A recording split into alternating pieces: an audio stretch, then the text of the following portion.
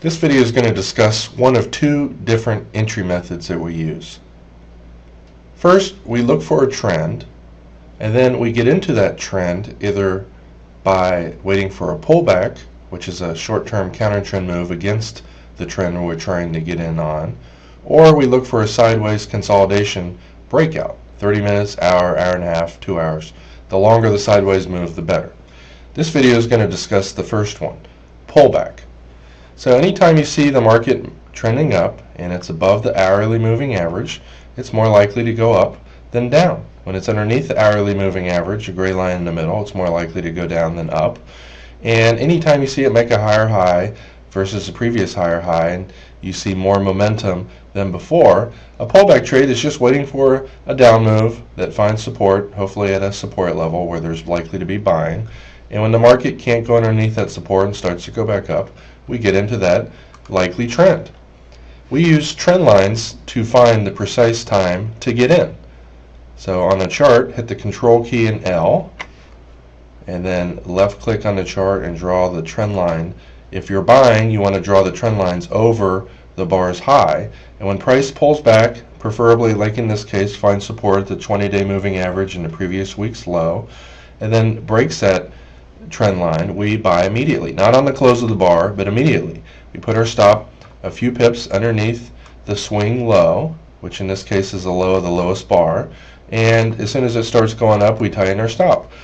This is one of our entry methods. And especially whenever the market makes a higher high, significant move, when it's above our upper containment band, you typically want to wait for it to pull back a little bit more deeply before getting in. It's usually a riskier trade to buy above the upper white containment band. So in this case, you wait for the market to move back down. You had a counter trend buy signal right here.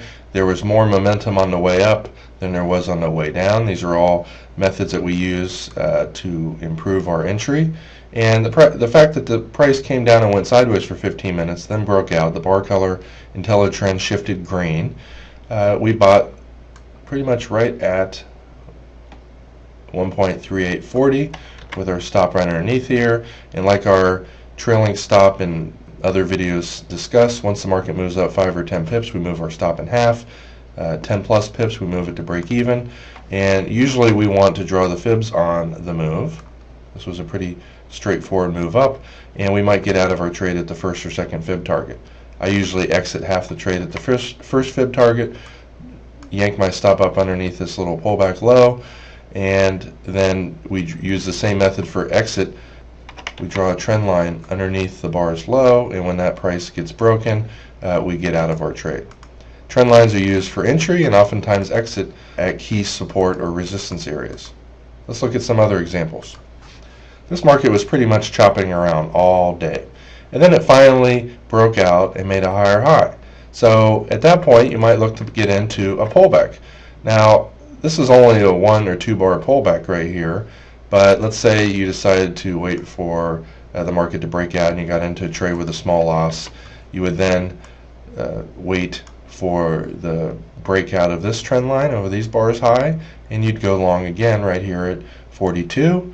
And here's a fib level, which is a very high probability area where there's going to be some selling, and there was. It stalled there for about 30 minutes to an hour, and you yank up your stop underneath this consolidation low. Usually you want to get out of half the trade at these likely sell areas if the market stalls, and then the market took off again, and usually you want to draw your fibs on this move, and when it hits this fib target up here, it's a pretty good place to get out of the trade.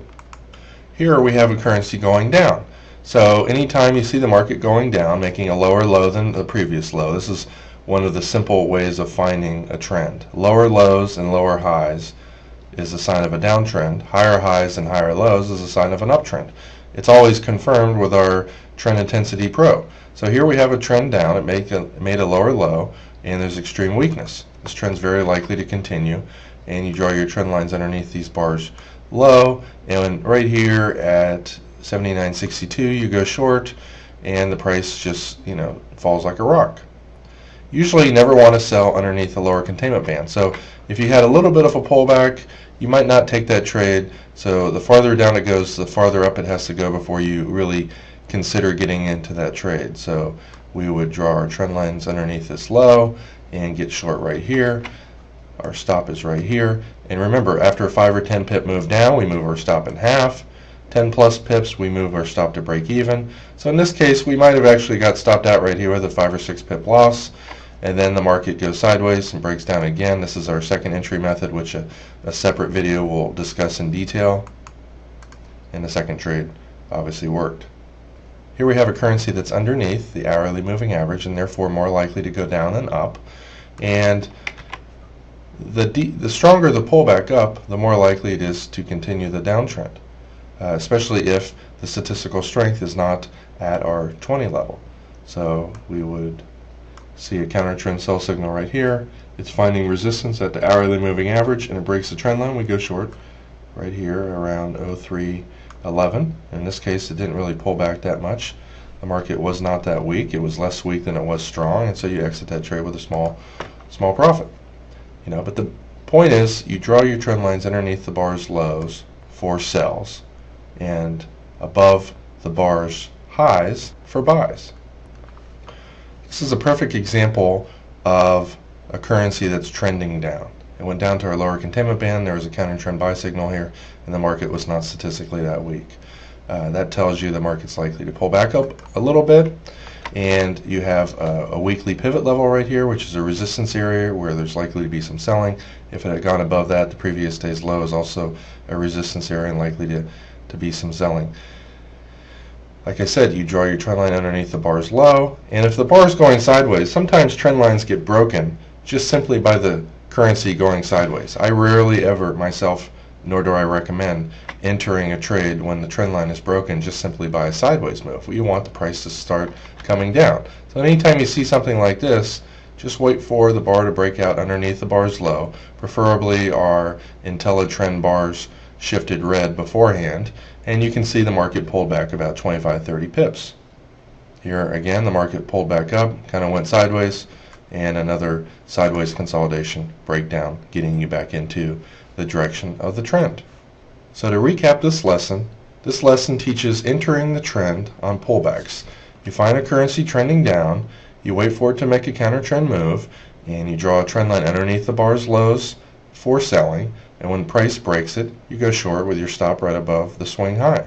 If the market comes up and goes sideways like this, you have to wait for the price to break out underneath the bar's low before going short. Same stop, same exit methods. In this case right here, the price is underneath the hourly, came up to the 20-day moving average, which is a resistance area like it was here. They were selling. When it breaks down underneath those trend lines, especially when the bar's dark red like this, which shows extreme short-term weakness, you get short.